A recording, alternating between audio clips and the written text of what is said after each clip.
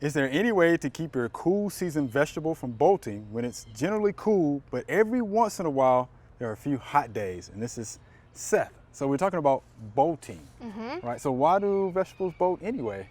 Well, it has to do with a combination of factors. Okay.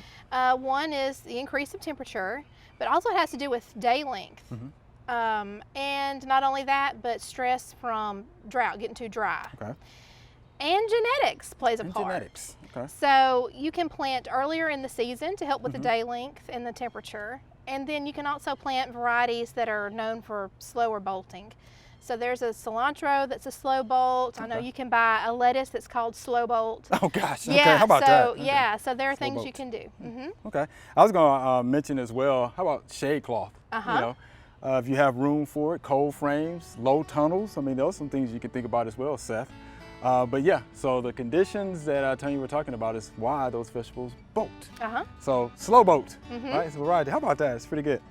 We hope you enjoyed the video. We have hundreds more. To subscribe, just click below.